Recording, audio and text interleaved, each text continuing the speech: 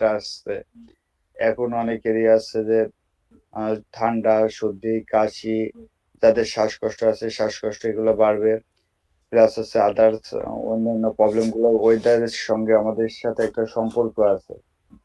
তো সেক্ষেত্রে আমরা আছে যে যেহেতু ভুল অ্যান্টিবায়োটিক সবসময় ভুলই ইউজ করে থাকি। যেমন এখন যে জ্বরটা আসবে বা ফিভার আসবে সেটা ভাইরাল ফিভার। ঠিক আছে? ভাইরাল ফিভার বা হচ্ছে যে কমন কোল্ড যেটা হচ্ছে যে মানে ঋতু পরিবর্তনের সাথে সাথে যে জ্বরটা আসে সেটা খুব বলছি যে কমন কোল্ড এন্ড ফিভার। আর হচ্ছে যে আরেকটা আছে যে ভাইরাল ফিভার। এক্ষেত্রে অ্যান্টিবায়োটিক অ্যান্টিবায়োটিক কোনো কাজ করে না। অ্যান্টিবায়োটিক আমরা জানি যে অ্যান্টিবায়োটিক কোনো কাজ করে না। কিন্তু আমরা যখন হচ্ছে যে যখন আমরা হচ্ছে ক্রনিক পর্যায়ে পৌঁছে যাব তখন কিন্তু আমাদের অ্যান্টিবায়োটিক এর প্রয়োজন হবে। এজন্য অ্যান্টিবায়োটিক হচ্ছে যে আমরা জানি ব্যাকটেরিয়ার আক্রমণের ফলে আসছে যে আমাদের কি করে আমাদের শরীরে জীবাণু প্রবেশ করে এবং সেই জীবাণু আস্তে আস্তে বংশ বিস্তার করে আমাদেরকে হচ্ছে যে রোগ সৃষ্টি করে। তো অ্যান্টিবায়োটিকটা শুধুমাত্র ব্যাকটেরিয়ার ক্ষেত্রে ব্যবহার করা হয়, কিন্তু হচ্ছে যে ভাইরাসের বিরুদ্ধে ব্যবহার করা হয় না। যেটা ভাইরাল ফিভার সেটাতে বা ঠান্ডা কাশির জন্য আমরা এখন ফার্মেসির যেয়ে সবাই অ্যান্টিবায়োটিকই চেয়ে নিই। অ্যান্টিবায়োটিকটা চেয়ে নিই সবার চয়েসই আছে অ্যান্টিবায়োটিক। আপনি লিখবেন না, আপনাকে জোর করে বলবে যে স্যার আমার অ্যান্টিবায়োটিক ছাড়া হচ্ছে যে হচ্ছে যে আমার রোগটা হচ্ছে যে সারে না। আপনি সেক্ষেত্রে কি বলবেন? সেক্ষেত্রে অবশ্যই আপনাকে অ্যান্টিবায়োটিক দিতে হবে। ঠিক আছে? তো অ্যান্টিবায়োটিক বিভিন্ন রকম অ্যান্টিবায়োটিক আছে। তার ভিতরে আমরা হচ্ছে যে কয়েকটা অ্যান্টিবায়োটিকের করব, জানবো। তো এরা কি করে? অ্যান্টিবায়োটিকটা হচ্ছে যে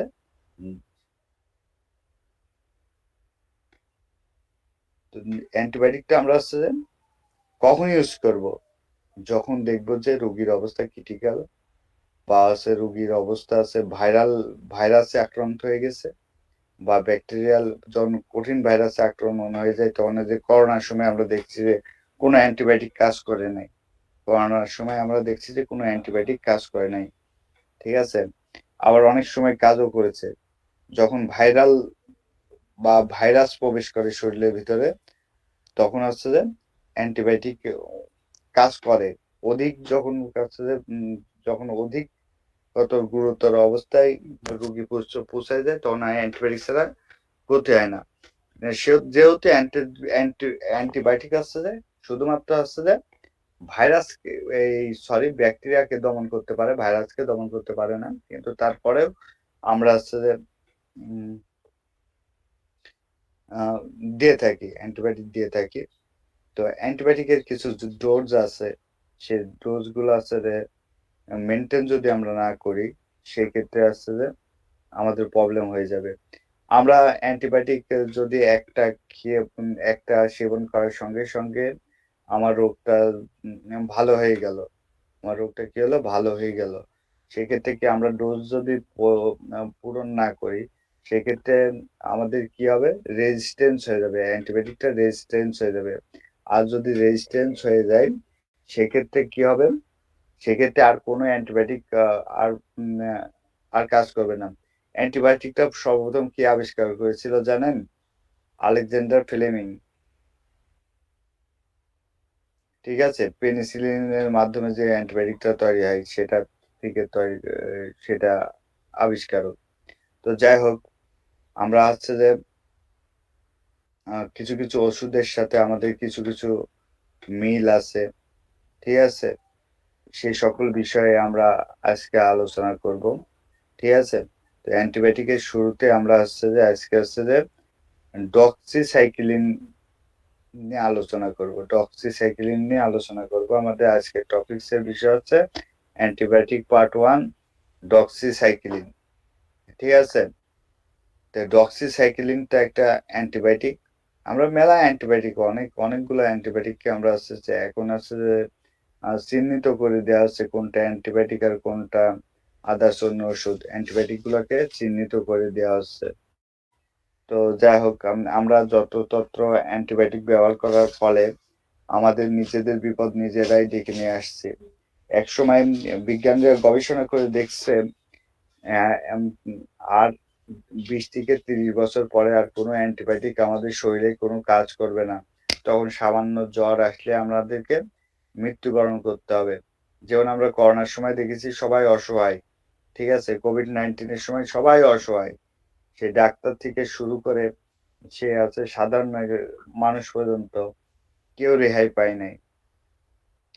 তো এক্ষেত্রে এরকম ধরনের এক এরকমই এক সময় সিচুয়েশন আসবে যে সময় অ্যান্টিবায়োটিক আর কোনো কাজই করবে না। সেক্ষেত্রে আমরা কি করতে পারি? ঠিক আছে? তখন তো আমাদের শরীরে রেজিস্ট্যান্স হয়ে যাবে। তখন দেখবা যে আমাদের আছে যে ইমিউনিটি সিস্টেমটা শরীরের ইমিউনিটি সিস্টেমটা যখন আছে উইকনেস হয়ে যাবে, তখন কিন্তু হচ্ছে যে আমরা কিন্তু আর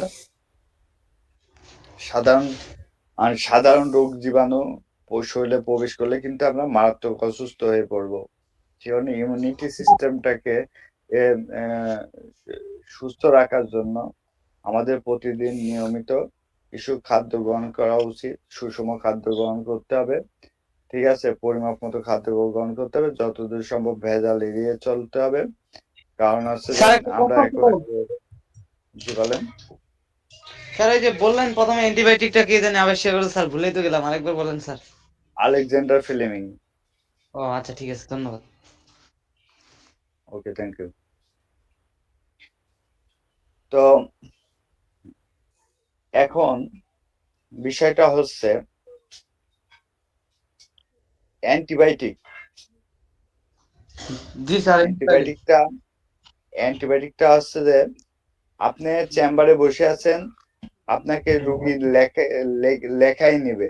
বলবে স্যার আমাকে আপনার কাছে 500 টাকা ভিজিট নিয়ে আসছে, কিংবা আপনার কাছে আসছে ওই শুধু জ্বর আসছে, নাপার জন্য তো আসি নাই স্যার। তাহলে আপনি কি করবেন? আপনাকে অবশ্যই সেখানে অ্যান্টিবায়োটিক সাজেস্ট করা লাগছে। আপনাকে না করলে আপনি সেখানে রুগীর কাছে হয়ে যাচ্ছেন খারাপ। ঠিক আছে? রুগী ভাবে যে ইনারা কিছু জানে না। তো এখন আমাদের এমন একটা অভ্যাস হয়ে গেছে, যে কোনো ডাক্তারের কাছে গেলে প্রথমে আগে অ্যান্টিবায়োটিক লিখে ফেলে। না লিখে তো উপায় নাই, আমি চেয়ে নেব। আর যখন হচ্ছে অ্যান্টিবায়োটিক, আমি তো দেখছি যে ব্যাকটেরিয়ার বিরুদ্ধে ছাড়া কাজ করে না। সেক্ষেত্রে তার ব্যাকটেরিয়ার বিরুদ্ধে ছাড়া কাজ করে না। তারপরে কিন্তু আমাদের সেটাকে মেনে নিতে হচ্ছে। বুঝতে পেরেছেন? মেনে নিতে হচ্ছে। তো আজকে আমরা হচ্ছে যে ডক্সিসাইক্লিন সম্পর্কে আলোচনা করব। ঠিক আছে? ডক্সিসাইক্লিন সম্পর্কে আলোচনা করব। তো আপনারা অনেকেই যে করোনার সময় ডক্সিসাইক্লিনটা অনেক গুরুত্বপূর্ণ ভূমিকা পালন করেছে।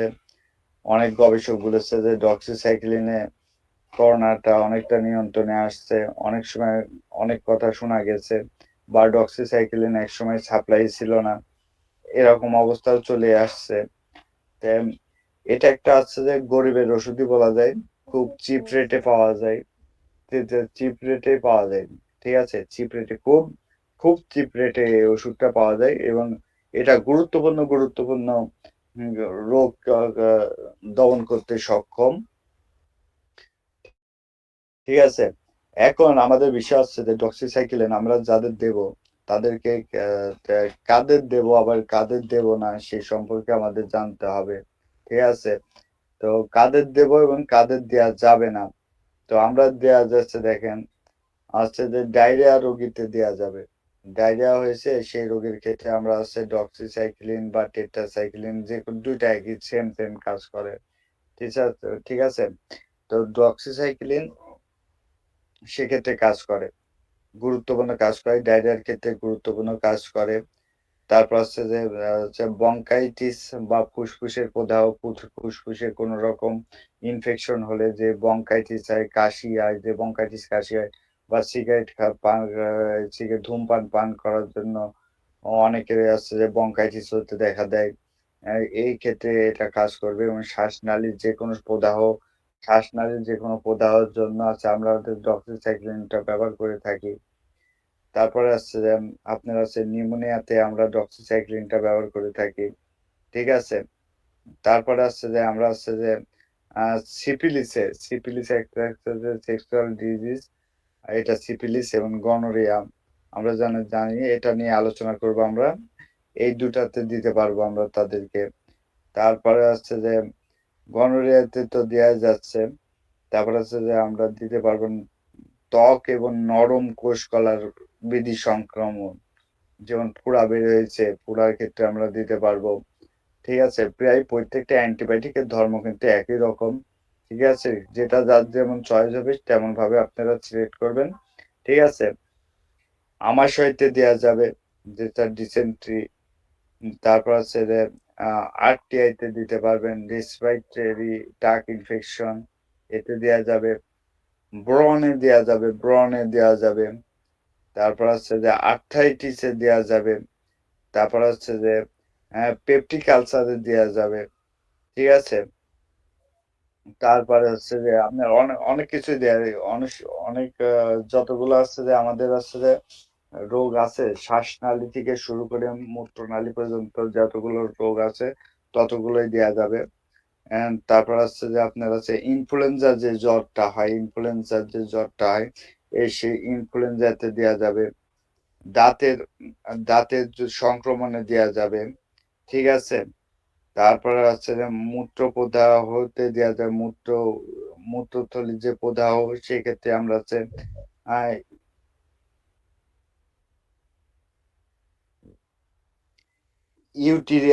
ইউটিআই মানে ইউরিনারি ট্র্যাক্ট ইনফেকশন এ দেয়া যাবে। ঠিক আছে? তো আমরা অনেক কিছুই দেখলাম যে অনেক রোগেই দেয়া যাবে। কিন্তু এগুলা কি করে অ্যান্টিবায়োটিকের একটা নির্দিষ্ট ডোজ আছে। ডোজটা যদি আমরা মেইনটেইন না করি সেক্ষেত্রে আমাদের কি হবে? আমাদের যে আমাদের রোগ প্রতিরোধ ক্ষমতাটা কমে যাবে। তো রোগ প্রতিরোধ ক্ষমতা যখন কমে যাবে, সঠিক ডোজ না হতে এমন হতে আর কোনো অ্যান্টিবায়োটিকই আমাদের কাজ করবে না। এখন বিজ্ঞানীরা বলছে যে আর ২০ বছর পরে হয়তোবা আর কোনো যদি নতুন অ্যান্টিবায়োটিক আবিষ্কার না হয়, তাহলে যে সকল অ্যান্টিবায়োটিক আছে, সকল অ্যান্টিবায়োটিকই যে কি হবে?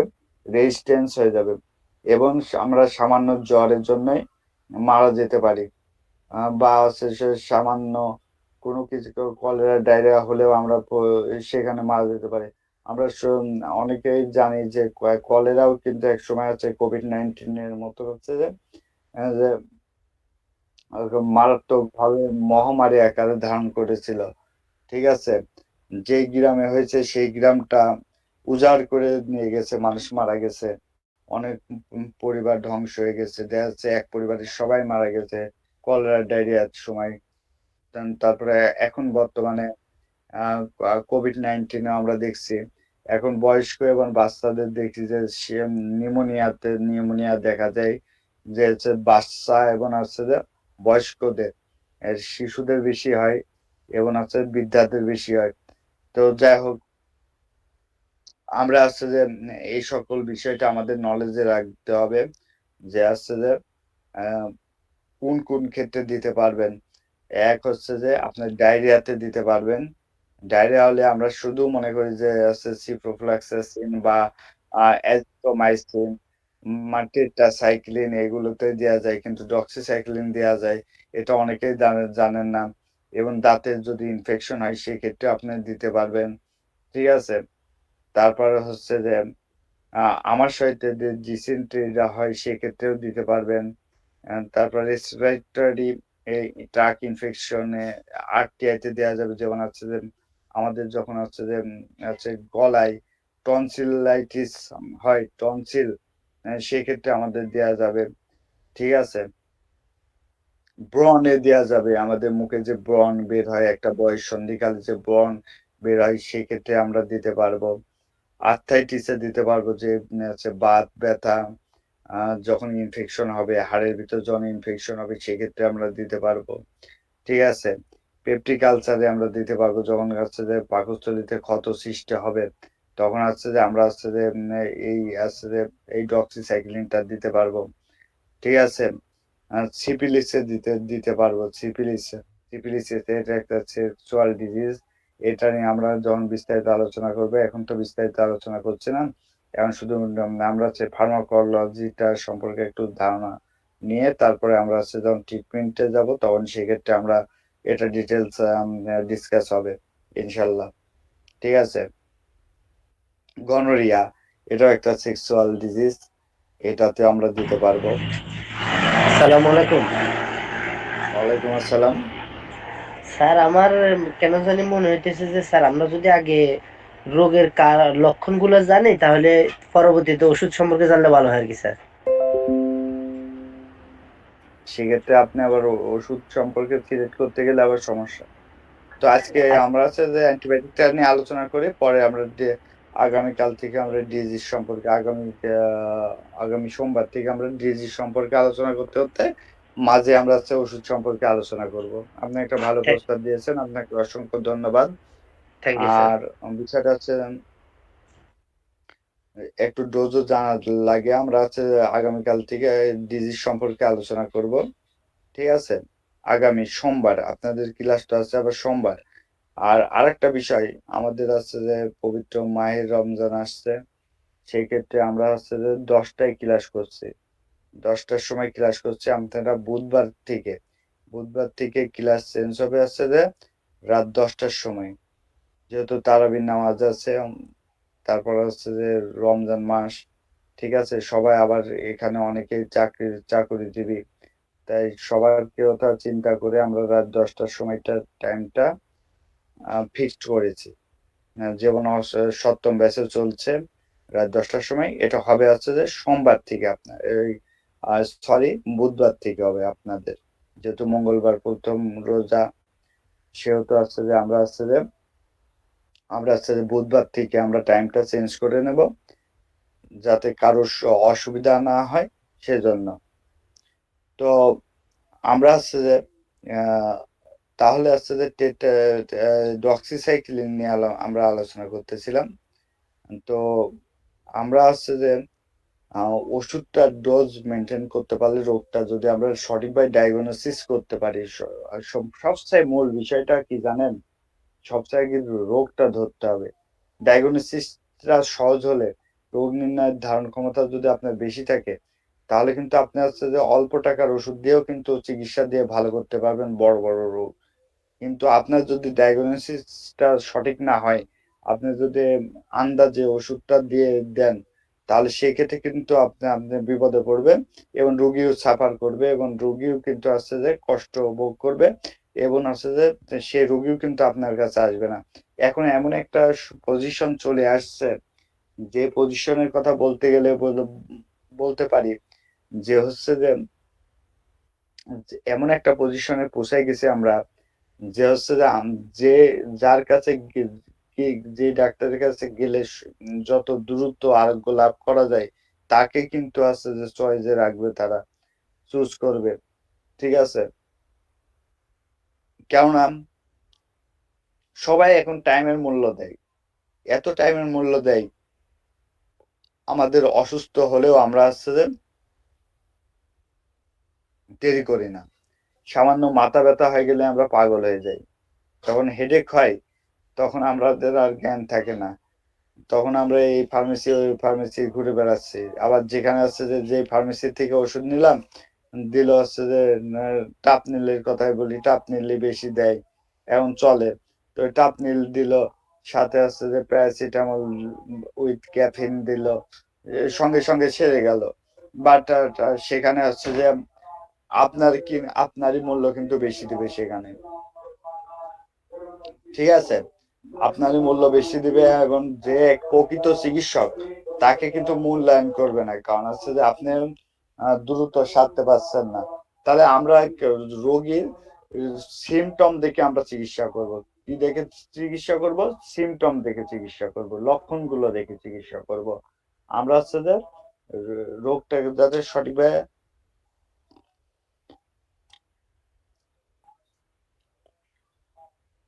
রোগটাকে সঠিকভাবে ডায়াগনোসিস করতে পারলে আমাদের হচ্ছে যে সবচেয়ে সুবিধা হয়। এখন আপনার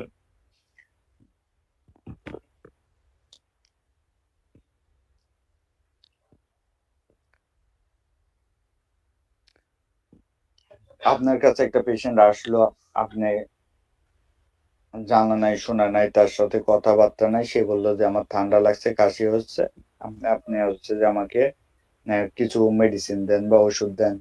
সেক্ষেত্রে আপনি আপনার চয়েস মতো দিয়ে যাচ্ছেন, আর সেটার ডোজটা কম মেনটেন হচ্ছে না। দেখা যাচ্ছে যে আপনি খেতে বলেছেন শুধুমাত্র একবার, খেয়ে ফেলেছে ২ বার ৩ বার, এমনও হতে পারে। অ্যান্টিহিস্টামিন গুলোর ম্যাক্সিমাম ডোজই আছে সিঙ্গেল ডোজ। তো যাই হোক, তো আপনারা হচ্ছে যে আ ধৈর্য সহকারে কথাগুলো শুনবেন, ধৈর্য সহকারে থাকবেন, সাথে থাকবেন। ইনশাআল্লাহ হচ্ছে যে সমস্যা হবে না। তো এখানে একটা কথা বলে রাখি, হচ্ছে যে মূত্রনালীর যদি কোনো সংক্রমণ হয়, সেক্ষেত্রে আপনারা হচ্ছে যে ডক্সিসাইক্লিনটা ব্যবহার করতে পারেন। খুব ভালো রেজাল্ট পাওয়া যায়। একটু সময় বেশি লাগে। ডক্সিসাইক্লিনটা একটু সময় বেশি নেয় অন্যান্য অ্যান্টিবায়োটিক গুলোর থেকে। কিন্তু আছে আপনি রেজাল্ট পাবেন। সে যদি কোনো অ্যান্টিবায়োটিকের রেজিস্ট্যান্স না হয়ে যায়, তো ডক্সিসাইক্লিন দিয়ে আপনি এই যে এখন যে সিজনাল চেঞ্জ, যে একটা আবহাওয়ার পরিবর্তন, এই পরিবর্তনের ফলে অনেকের ঠান্ডা, কাশি, জ্বর আসবে। সেক্ষেত্রে আপনি ডক্সিসাইক্লিনটা নিরাপদের সাথে ব্যবহার করতে পারবেন। ঠিক আছে? সেক্ষেত্রে অনেকের গলা ব্যথা হবে, যেটা বলেছি টনসিলাইটিস বা আছে আরটিআই, সেক্ষেত্রে আছে রেসপিরেটরি ট্র্যাক্ট ইনফেকশন।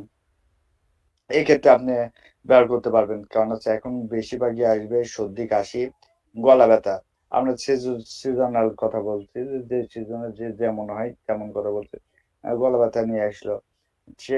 সেক্ষেত্রে আপনি কি করতে পারেন? সেক্ষেত্রে আপনি হচ্ছে যে গলা ব্যথার জন্য প্যারাসিটামল দিবেন। গলা ব্যথার জন্য প্যারাসিটামল দিবেন। আর বলবেন যে হচ্ছে যে ওই লবণ পানি দিয়ে হচ্ছে যে গড়গড়া করতে। ঠিক আছে? আপনি গরম পানির সাথে লবণ মিশিয়ে গড়গড়া করতে। আবার হচ্ছে যে আহ, চাও সেবন করতে পারে, বা সরি, চাটা গ্রহণ করতে পারে, চা কফি সে গ্রহণ করতে পারে, এবং হচ্ছে যে গরম পানি পান করতে পারে। সেক্ষেত্রে হবে। তো এখন ওয়েদার চেঞ্জ হচ্ছে, তার সাথে অ্যান্টিহিস্টামিন দিয়ে দিলেন, একটা ভালো দেখে অ্যান্টিহিস্টামিন দিয়ে দিলেন। তো অ্যান্টিহিস্টামিনটা দেওয়ার ফলে সে কি হলো, রুগীটা তো সহজে আরোগ্য লাভ করলো। এবং হচ্ছে যে সে বলবে যে অবশ্যই আমি এক জায়গায় গিয়েছিলাম, ওই ফার্মেসির ডাক্তারটা আমাকে খুব সুন্দর একটা ওষুধ দিয়েছে, আমি হচ্ছে যে সেরে উঠছি। এবার কিন্তু প্রচার হয়, আপনাকে প্রচারটা নিজের প্রচার নিজেকেই করে নিতে হবে, এখন মূল বিষয়টা। ঠিক আছে? নিজের পরিচয়টা নিজেকেই করতে হবে আর কি। সেই পরিচয়টা করতে হলে আপনাকে সঠিকভাবে রোগটাকে ডায়াগনোসিস করতে হবে। ডায়াগনোসিস করে সঠিক মাত্রায় যদি আপনি ফার্মাসিস্ট হয়েও আপনি কিন্তু আছে যে একটা রোগের চিকিৎসা করতে পারছেন। ঠিক আছে? রোগী কিন্তু আপনার কাছে বারবার আসবে। একটা বড় দোকান না থাকলেও, সেখানে ছোট দোকান থাকলেও আপনার কাছে বারবার চলে আসবে। কারণ আপনার কাছ থেকে সে আরোগ্য লাভ করছে এবং সে ভালো সার্ভিসটা পাচ্ছে। আমরা কিন্তু আমরা চিকিৎসা করি বেশিরভাগই টাকা ইনকামের উদ্দেশ্য, মূল থাকে টাকা ইনকামের উদ্দেশ্য। কিন্তু আমরা যদি সৎভাবে হচ্ছে যে সেটাকে মেনটেন করতে পারি, তাহলে আমরা অল্প টাকার ভিতরে একটা ভালো একটা সার্ভিস দিতে পারছি। আমাকে তো রুগীর কন্ডিশন বুঝতে হবে। সবাই তো সমান না। এবং হচ্ছে আমরা যেহেতু পল্লী চিকিৎসক, বেশিরভাগই আসবে হচ্ছে পল্লী এলাকার লোকজন। তারা হচ্ছে যে যেখানে ভালো বুঝবে সেখানেই বারবার ফিরে আসবে। ঠিক আছে? এজন্য আমাদেরকে এতগুলো কথা বলা লাগছে। তো এখন কথা হচ্ছে যে আহ, প্রত্যেকটা জিনিসেরই একটা সাইড এফেক্ট আছে, প্রত্যেকটা মেডিসিন। আমরা যে পানি পান করছি, সেই পানিটাও তো কি শুদ্ধ? শুদ্ধ না, বিশুদ্ধ না। তো পানি তো অনেকগুলো সাইড এফেক্ট আছে। আমরা যে দৈনন্দিন জীবনে যা কিছু সেবন করছি, যা কিছু খাচ্ছি, বা যা কিছু ব্যবহার করছি, সবকিছুই ভেজাল। তো যাই হোক, আবার হচ্ছে যে আমরা একটা মেডিসিন ব্যবহার করছি, মেডিসিন ব্যবহার করার পরে কিছুটা হচ্ছে যে আপনার কিছুটা হচ্ছে যে পার্শ্ব প্রতিক্রিয়া দেখাই দিতে পারে। কিন্তু তবে খুব ডক্সিসাইক্লিনের তেমন কোনো পার্শ্ব প্রতিক্রিয়া তত একটা নাই আর ঠিক আছে, দু একজন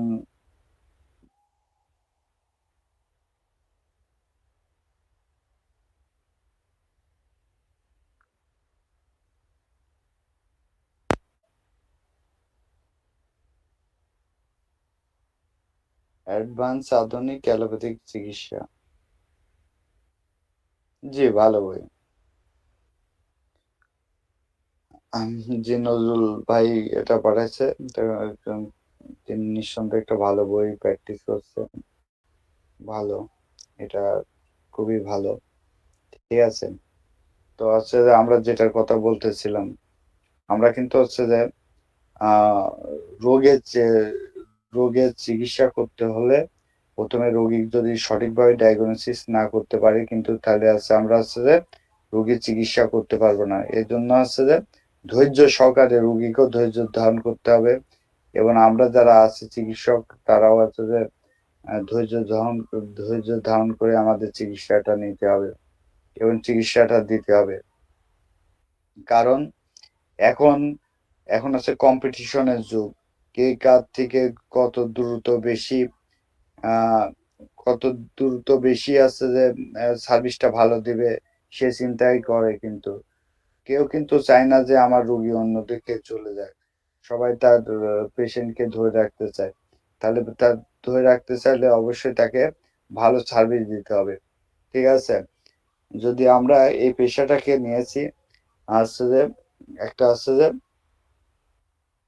সামাজিক দায়বদ্ধতা থেকেই, আমরা যেমন বেকার বেকারত্ব দূর হবে, প্লাস হচ্ছে আমরা কিছু সমাজের মানসিক যদি চিকিৎসা দিয়ে কিছুটা আমরা দায়ভার নিতে পারি সবার, তাহলে সেক্ষেত্রেও কিন্তু আমরা এটা কম একটা বিষয় না, এটা একটা ভালো বিষয়।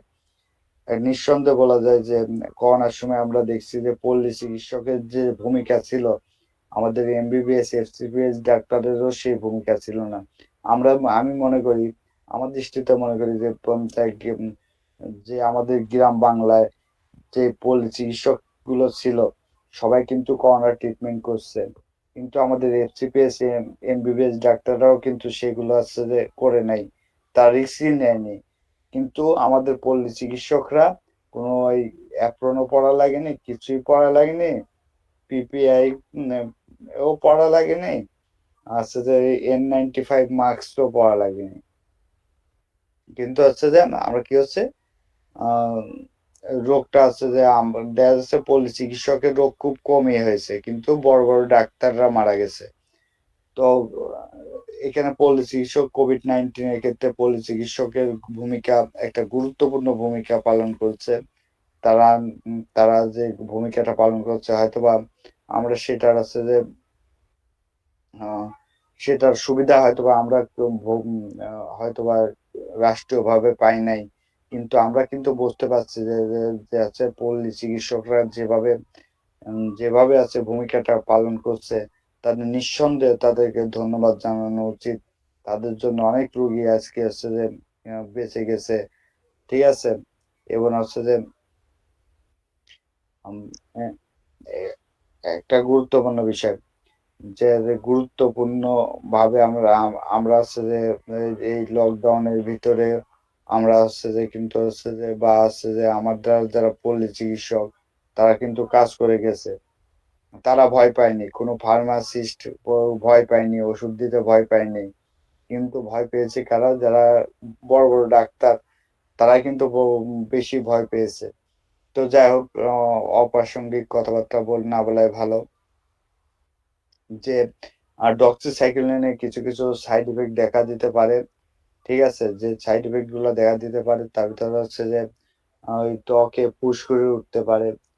আমরা জানি যে আছে প্রত্যেকটা ওষুধের ক্ষেত্রেই যে একটা কমন আছে যে উম, একটা কমন পার্শ্ব প্রতিক্রিয়া আছে যে আহ, সেটা হচ্ছে যে ত্বকে র্যাশ ওঠে। তো ডক্সিসাইক্লিনের আমরা দেখেছি যে খুব কম সংখ্যক রোগী, খুব স- খুব খুব খুব কম সংখ্যক রোগী আছে যে এই রোগে যে আছে, সরি, খুব কম সংখ্যক রোগী যে এরকম ধরনের আছে যে সাইড ইফেক্টে পড়ে, বাকিটা আছে এই ধরনের সাইড ইফেক্টে পড়ে না। আমরা হচ্ছে যে জানি তো ফুসকুড়ি বা র্যাশ উঠতে পারে, বমি বমি ভাব হয়। আমরা জানি যে অ্যান্টিবায়োটিক সেবন করার পরে অনেকেরই মাথা ঘোরায়, আলোর প্রতি আছে যে সংবেদনশীলতা দেখায়, ঠিক আছে। তারপরে হচ্ছে যে বমি হতেও পারে, পেট ব্যথা হতে পারে, পেটে অস্বস্তি হতে পারে। আবার হচ্ছে ভার্টিগো মানে মাথা ঘোরা, মাথা ব্যথা এগুলো ধরনের ঘটনা ঘটতে পারে, ঠিক আছে। আলোর প্রতি সংবেদনশীলতা প্রত্যেকটা ওষুধেরই প্রায় আছে। আমরা আলোকে নীল, লাল, হলুদ দেখতে পাচ্ছি, মনে হচ্ছে চোখের সামনে আলোর একটা আছে যে কি, আলোর দিকে তাকাইতে পারছি না গো। আলোর প্রতি আমাদের সংবেদনশীলতা হয়েছে। আর আছে যে এটার কারণে আছে যে আমাদের আছে যে কি আছে, আমরা আছে যে মনে করছি যে আমরা এই ওষুধ খেয়ে মানে বিপদে পড়ে গেলাম। কিন্তু এই সমস্যাগুলো যে আছে 1000 জনের ভিতরে একজনের হতে পারে, কিন্তু প্রত্যেক জনের হয় না। আমরা জানি ডক্সিসাইক্লিন একটা নিরাপদ ওষুধ। এটা সাইড ইফেক্ট খুব কম, তারপরেও কিছু সাইড ইফেক্ট থেকে যায়। আর সবকিছুরই একটা সাইড ইফেক্ট আছে, যার ভালো আছে তার মন্দ দিকটাও আছে, যে ভালো তার কিন্তু খারাপ দিকটাও আছে, দুইটা দিকই আছে। আমরা কেউ বলতে পারবো না যে আমরা 100% পিওর, ঠিক আছে। কিছু না কিছু আমাদের আমরা নিজের বিবেককে যখন আমরা প্রশ্ন করব তখন কিন্তু আমরা সঠিকভাবে বলতে পারবো যে আমরা নিজের বিবেকে প্রশ্ন করি যে আমাদেরও কিছু প্রবলেম আছে, ঠিক আছে। তো এই এই এই এই এই পার্শ্ব প্রতিক্রিয়া বা সাইড এফেক্ট গুলো আমাদের দেখা দিতে পারে, ঠিক আছে।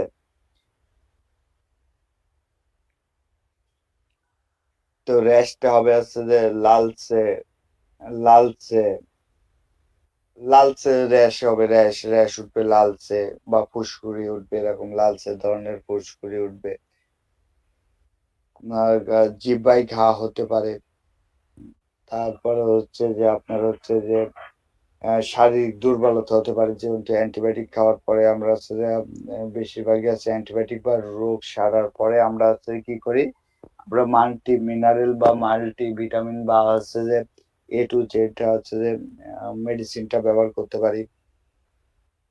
কারণ হচ্ছে যে যখনই আমরা অ্যান্টিবায়োটিকটা ব্যবহার করব তখন কি হবে, আমাদের শরীরে দুর্বল হয়ে যাবে, আমার শরীরটাকে আবার তো সেটা গ্রহণ করতে হবে, ঠিক আছে। তো শরীরটাকে আবার সেটা গ্রহণ করতে হবে, এজন্য হচ্ছে যে আমাদেরকে কিছু সাইড ইফেক্ট থাকে, সেই সাইড ইফেক্ট গুলো মাথায় নিয়ে আমাদের কাজ করতে হবে। এবার হচ্ছে যে কাদেরকে আমরা এই ওষুধটা দেব না, কাদেরকে না দেওয়া যাবে না, একেবারেই দেওয়া যাবে না। এক কথা আছে, যাদের রেনাল ডিজিজ অর্থাৎ কিডনি রোগ, যাদের কিডনি রোগ আছে তাদের দেওয়া যাবে না। যারা আছে ল্যাকটেশন মাদার অ্যান্ড আছে যে প্রেগনেন্সি, তাদেরকে দেওয়া যাবে না, ঠিক আছে। 10 বছরের কম বয়সী বাচ্চাদের দেওয়া যাবে না। তারপরে হচ্ছে যে আপনার হচ্ছে যে এই ধরনের অনেকগুলো, যারা এই ওষুধের প্রতি সংবেদনশীলতা আছে তাদেরকে আমরা দিতে পারবো না। এই ওষুধের প্রতি যাদের সংবেদনশীলতা আছে বা এই ওষুধের প্রতি যাদেরকে আছে যে খাওয়ার সঙ্গে সঙ্গে আপনি ডক্সিসাইক্লিন দেওয়ার পরই দেখবেন যে কিছু রোগী বমি করে ফেলবে অথবা মাথা ঘোরাবে, আবার হচ্ছে যে আহ জ্ঞানও হারায় যেতে পারে, এমন ধরনের ঘটনা ঘটতে পারে।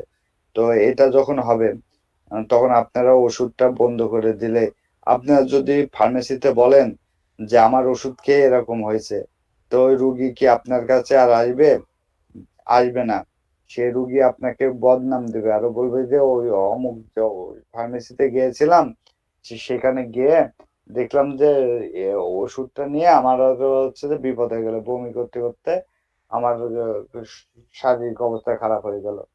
তো এই ক্ষেত্রে আপনার কাছে যদি পুনরায় ফিরে আসে, আপনি তখন ওষুধটা খায়, তার ওষুধের প্রতি সংবেদনশীলতা আছে, যে ওষুধ খেলেই তার প্রবলেম হবে, সেই ক্ষেত্রে ওষুধটাকে কি করতে হবে, অফ রাখতে হবে। অফ রাখলে আপনার হচ্ছে সেই সমস্যাটা কেটে যাবে। তারপরে আস্তে আস্তে ডোজের মাত্রা কমায় দিয়ে ডোজ দিতে পারবেন বা আলাদা অ্যান্টিবায়োটিকে চলে যেতে হবে, যাতে হচ্ছে রোগী বুঝতে না পারেন তার আপনার ওষুধ খেয়ে এমন হয়েছে। ঠিক আছে, এমন কেস পাবেন না, কারণ হচ্ছে যে আমরা জানি যে হচ্ছে যে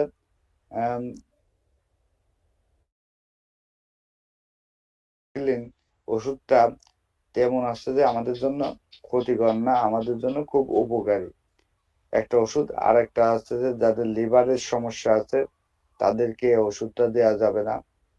ঠিক আছে, তো তাহলে মোটামুটি আমরা এই পর্যন্ত জানলাম।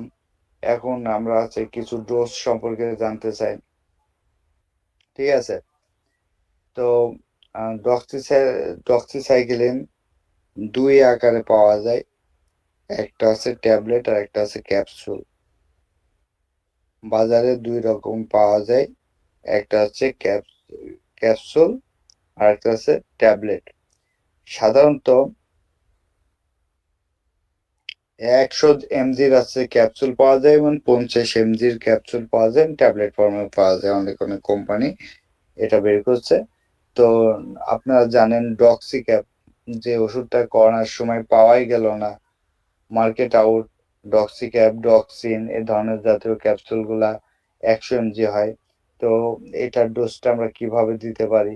সকালে একটা একটা ক্যাপসুল দেব অ্যাডাল্টের জন্য, যা প্রাপ্তবয়স্কদের জন্য একটা আছে, সকালে একটা দেব, আর হচ্ছে যে রাত্রে একটা দেব, হচ্ছে দুইটা ডোজ। তাহলে দিনে আছে দুইবার খাওয়ার পরে। তো সেই ক্ষেত্রে হচ্ছে যে এটা দিতে হবে। ঠিক আছে, এবার হচ্ছে যে আপনার হচ্ছে যে 10 বছরের উপরে বাচ্চাদের আমরা হচ্ছে যে 50 mg 50 mg করে দুইবার, 50 mg করে কয়বার? দুইবার। এটা হচ্ছে 7 দিন, 7 দিন দিবেন। অথবা হচ্ছে যে ওই আপনারা হচ্ছে যে 5 দিন পর্যন্ত দিতে পারেন, তার নিচে নামার দরকার নেই। অসুখ সেরে গেলেও তাকে বলতে হবে যে এটা আপনাকে 5 দিন খেতে হবে বা সেবন করতে হবে। আর হচ্ছে যে রুগীকে সবসময় আপনাদের মেন্টালি ভাবে আছে বলতে হবে যে এটা একটা রোগী না, কোনো সমস্যা নেই, এটা সেরে যাবে, এটা কোনো কমপ্লেক্স কোনো কিছু নেই। ঠিক আছে, খুব স্যার খুব একটু সিম্পল কথা এর ছিল। মাধ্যমে জি বলেন। বলছি ওই আমরা সাধারণত যেটা জানি যে অ্যান্টিবায়োটিক গুলো খাওয়ার আগে বা খাওয়ার মধ্যবর্তী সময়ে সেবন করা হয়, তো এটা খাওয়ার পরেই হবে এটা ডক্সিসাইক্লিন? যে কোনো অ্যান্টিবায়োটিক আপনি খাওয়ার পরে খাওয়াটাই বেটার। বুঝতে পেরেছেন, যে কোনো অ্যান্টিবায়োটিকটাই আপনি খাওয়ার পরে খাওয়ালে বেটার। বুঝতে পেরেছেন, না, সকল সাধারণত ইংরেজ অ্যান্টিবায়োটিকই ডাক্তাররা লেখেন খাওয়ার আগে খাওয়ার অ্যান্টিবায়োটিক আগে গুলো কিছু সাধারণত। কিছু কিছু কিছু সব ওষুধ হয় না খাবার আগে, সব ওষুধ হয় না। বুঝতে পেরেছেন, যাদের হুম, আছে যে অ্যাসিডিটি আছে বা অন্যান্য প্রবলেম আছে তাদেরকে আপনি ভরা পেটে দিলে সবচেয়ে বেটার হবে, আপনার রেজাল্টটা পাবেন। আর হচ্ছে যে আমরা পিপিআইটা খাবার আগে দেব। ঠিক আছে, প্রোটন পাম্প ইনহিবিটর, যেটা অমিপ্রাজল, ইসোমিপ্রাজল, এগুলো আমরা খাওয়ার আগে দিতে পারি। কিন্তু আমরা হচ্ছে ঠিক আছে। এটা দিতে পারি না, কারণ হচ্ছে যে এটা দিলে আপনার অ্যাসিডিটি হতে পারে বা রোগী বমি করতে পারে। হচ্ছে যে এর জন্য খাওয়ার আগে আমাদের দেওয়ার দরকার নেই। বুঝতে পেরেছেন, ঠিক আছে। কারণ আমরা বুঝছি। হবো পল্লী ঠিক আছে। চিকিৎসক। এটা আপনার খাওয়ার আগে খেলেও কোনো সমস্যা নেই। যেমন ডায়রিয়া রোগীর কথা বলি, ডায়রিয়ার রোগীতে আমরা হচ্ছে সিপ্রোফ্লক্সাসিন বা হচ্ছে অ্যাজিথ্রোমাইসিন, এটা যখন হচ্ছে ডাবল ডোজ দিই, অ্যাজিথ্রোমাইসিনের ডাবল ডোজ দিতে হবে। হচ্ছে যে 1000 mg যদি ডায়রিয়ার রোগীকে দিই, তাহলে হচ্ছে সে তো কিছুই খায় নাই। ঠিক আছে, সেক্ষেত্রে দেওয়া যাবে। দেওয়া যাবে না এমন কিছু না, আপনার কথা ঠিক আছে যে দেওয়া যাবে যাবে, কিন্তু আমরা সবসময় খাওয়ার পরে দেওয়ার চেষ্টা করব। খাওয়ার পরে দেওয়ার চেষ্টা করবো যাতে এই সাইড এফেক্ট গুলো এড়ানোর জন্য। কারণ হচ্ছে আমরা হচ্ছে রেজিস্টার্ড চিকিৎসক না, যে আমরা হচ্ছে যে কোনো রকম ক্ষয়ক্ষতি হলে আমরা দায় নিতে পারবো। হ্যাঁ, আমাদের বুঝতে কিন্তু পারছি। গ্রামের মানুষজন, রিস্কটা কম গ্রামের থাকবে মানুষজন তারপরে। আমরা কোনো সময় রিস্ক নেবই না। আপনার কাছে একটা আছে যে কমপ্লেক্স রুগী আসলো, আপনি সাথে সাথে রেফার করে দিবেন যে আমার দ্বারা সম্ভব হচ্ছে না। ঠিক আছে, আপনার যদি একবার কোন রকম সমস্যা হয় তাহলে তো আপনার হচ্ছে যে সেখানে আর অস্তিত্ব থাকবে না। অস্তিত্ব থাকবে, কিন্তু না। আপনার এমবিবিএস এফসিপিএস ডাক্তার অহরহ ভুল করছে। তারা ভুল করলেও কিন্তু তারা আছে যে তাদের কোনো প্রবলেম নেই, কিন্তু যারা পল্লী চিকিৎসক তাদের কিন্তু জন্য অনেক প্রবলেম। আপনার একটু হ্যাঁ। একটু ওষুধে একটু হেরফের হলো, দেখা যাচ্ছে মাথা ব্যথা করলো, আসে বললো ওষুধের দোষ দিবে যে এই ওষুধ খাওয়ার পর থেকে আমার মাথা ঘুরছে, বমি ভাব লাগছে, আমার এই অন্য আদার্স সমস্যা হচ্ছে। ঠিক আছে, সেক্ষেত্রে আপনি কি করবেন? সেক্ষেত্রে আপনাকে দোষারোপ করবে কিন্তু।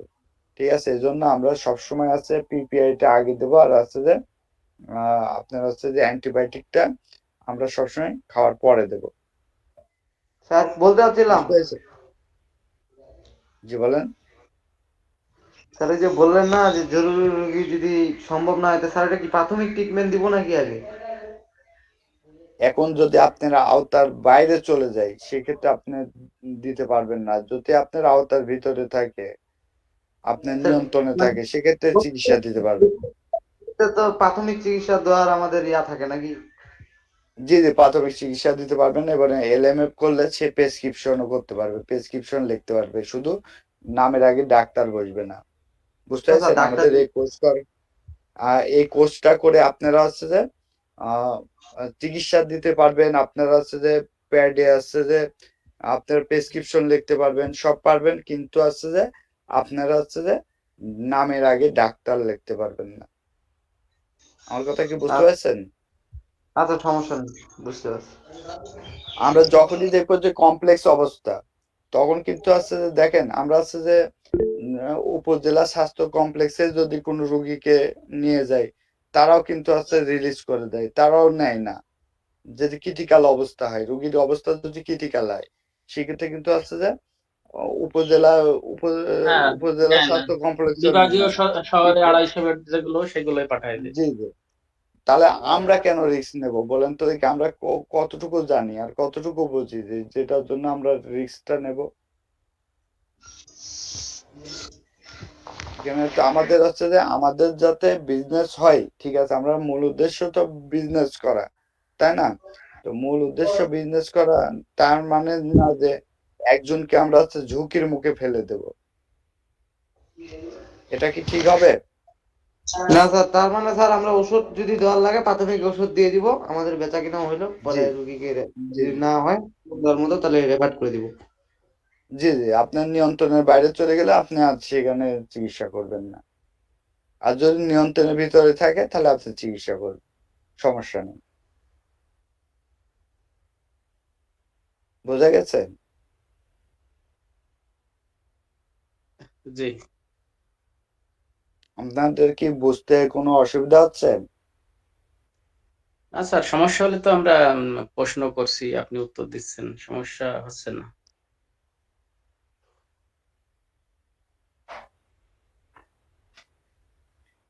তো এইভাবে আপনারা চিকিৎসা করবেন, এই ওষুধগুলো ব্যবহার করবেন, তাহলে আসছে যে দেখা যাচ্ছে যে অনেকটা অল্প সাশ্রয়ী মূল্যেই কিন্তু আছে চিকিৎসা গ্রহণ করতে পারবে। জি স্যার।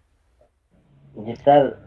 আমাদের মূল বিষয়টা হচ্ছে চিকিৎসাটা করে রুগীকে সুস্থ করা, এটা আমাদের মূল। জি নজরুল ভাই জি বলেন। স্যার, ওই যে আপনি একটু আগে বলছিলেন ডাক্তার লিখতে পারবো না, সেটা তো ঠিক আছে, আমরা কি গ্রাম ডাক্তার শব্দটা লিখতে পারবো? জি, গ্রাম ডাক্তার লিখতে হবেন, পল্লী জি চিকিৎসক। জি জি। পল্লী চিকিৎসক লিখতে পারেন। আপনি যদি আছে যে বিএ পাস করেন বা হচ্ছে যে এইচএসসি পাস করেন, তাহলে লিখতে পারবেন হচ্ছে নামের নিচে লিখতে পারেন এইচএসসি বা এসএসসি, বা হচ্ছে যে আপনি যদি আছে যে অনার্স মাস্টার্স, অনার্স মাস্টার্স লিখে তারপর লিখে দিবেন যে আছে যে এলএমএ ঢাকা, জি স্যার। লিখে দিলেন। বুঝতে জি পেরেছেন? স্যার। জি আমাদের স্যার। এটা আছে যে কারিগরি শিক্ষা বোর্ডের, যে কারিগরি শিক্ষা বোর্ড আছে সেই শিক্ষা বোর্ড থেকে সংযুক্ত হবে। বুঝতে পেরেছেন? জি স্যার, স্যার। আমার একটু প্রশ্ন ছিল, নিটা শব্দের ফুল মিনিংটা কি? জাতীয় যুব উন্নয়ন জাতীয় যুব উন্নয়ন প্রশিক্ষণ কেন্দ্র। মানে ইংলিশে কি আসে?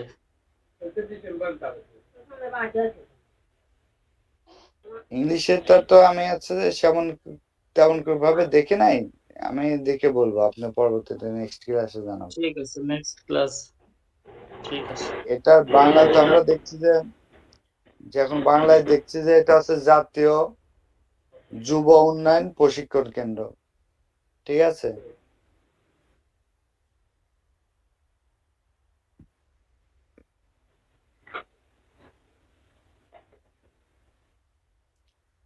আহ এই প্রতিষ্ঠানটা প্রতিষ্ঠিত হয়, আমি তো জানা মতে, আমি যে এখানে যখন আছে যে এখানে জব করছি তখন থেকে আমি জানছি যে হচ্ছে যে এই প্রতিষ্ঠানটা হচ্ছে যে 1992 সালে প্রথম প্রতিষ্ঠিত হয়।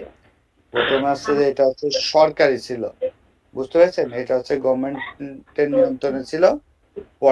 পরবর্তীতে যখন ফাউন্ডেশন গড়ে ওঠে তখন এটা হচ্ছে যে পাবলিকের কাছে ছেড়ে দেওয়া হয়েছে, বা বেসরকারি ভাবে এটা ছেড়ে দেওয়া হয়েছে। এটা প্রথম জাতীয় অব- যুব উন্নয়ন প্রশিক্ষণ কেন্দ্র, জাতীয় যুব উন্নয়ন প্রশিক্ষণ কেন্দ্র। ন্যাশনাল ইয়ুথ ট্রেনিং জি, অ্যাসোসিয়েশন নাকি? যাক আপনার ইটা আপনাদের জানাবো, সমস্যা নেই। ন্যাশনাল ওয়াইতে ইয়ুথ আর সেটা হ্যাঁ, ট্রেনিং, ইউথ ঠিক আছে। এতে কি ন্যাশনাল ইয়ুথ ট্রেনিং সেন্টার তো কি হইতো? দেখ কিছু একটা হবে। যাক এটা আমরা জানাবো, সমস্যা নাই। যেটা জানি না সেটা হচ্ছে যে জানানোর চেষ্টা করব। আমরা ওইভাবে চিন্তাও করি নাই, জানাই দেবো, সমস্যা না। আমি হয়তো আছে যে আপনাদের এখানে লিখে দেবো, সমস্যা নেই। তো এখানে অনেকে আছেন, ফার্মাসিস্ট আছেন, পল্লী চিকিৎসক আছেন, তারা বলতে পারবেন। স্যার আজকে আমি দেরি করে জয়েন করছি। আজকে কি পড়াশোনা ছিল ডক্সিসাইক্লিন? ডক্সিসাইক্লিন।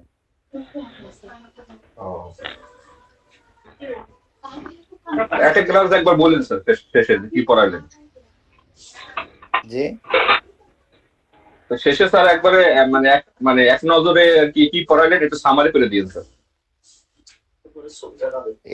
এটার ভিডিও হচ্ছে, গ্রুপে ভিডিও আপলোড করে দিবেন আমাদের মাসুদ ভাই, সমস্যা নেই।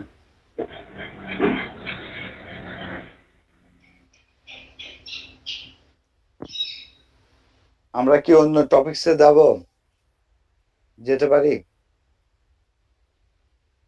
স্যার ক্লাস কয়টা পর্যন্ত? তাদের সমস্যা না হলে আমি স্যার আধা ঘন্টা আপনি নিতে চালাই পারি। যান স্যার, সমস্যা নাই স্যার, চালাই যান। ইয়ে? 11টা 12টা মধ্যে চলা চাই স্যার। কারণ এই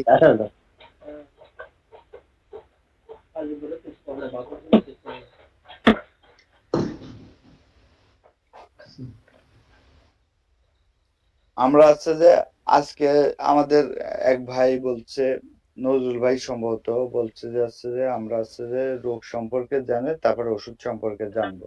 আমরা ট্রিটমেন্ট, আমাদের সাবজেক্ট হচ্ছে 6টা সাবজেক্ট আছে, 6টা সাবজেক্ট। তার ভিতরে আমরা হচ্ছে যে ফার্মাকোলজিটা জাস্ট আলোচনা করতেছিলাম। তো এর সঙ্গে আমাদের ট্রিটমেন্টটাও আছে। তো ট্রিটমেন্টটাও আছে, আমাদের আলোচনা করতে হবে। তারপর আমাদের হচ্ছে অ্যানাটমি আছে, গ্রোস অ্যানাটমি আছে, ফিজিওলজি আছে, ফার্মাকোলজি আছে, তারপর যে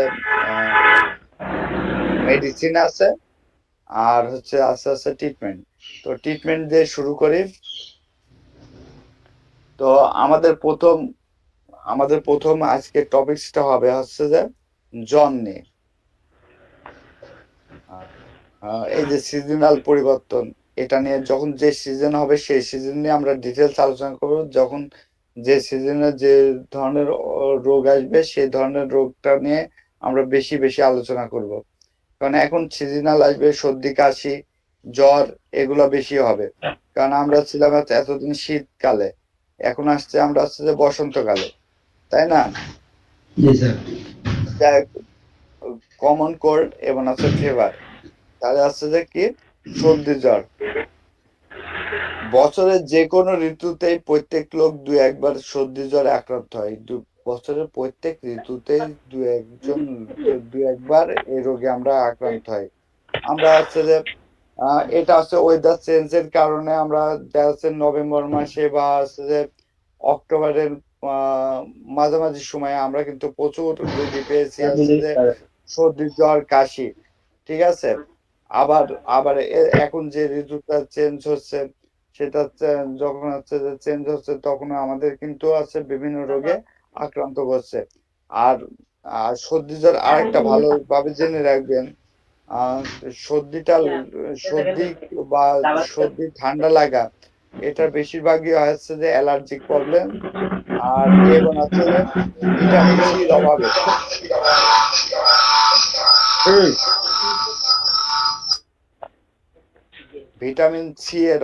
ভিটামিন সি এর অভাবে রোগটা হয়ে থাকে। সর্দি ঠান্ডা এগুলো ভিটামিন সির অভাবে বেশি হয়ে থাকে। ঠিক আছে।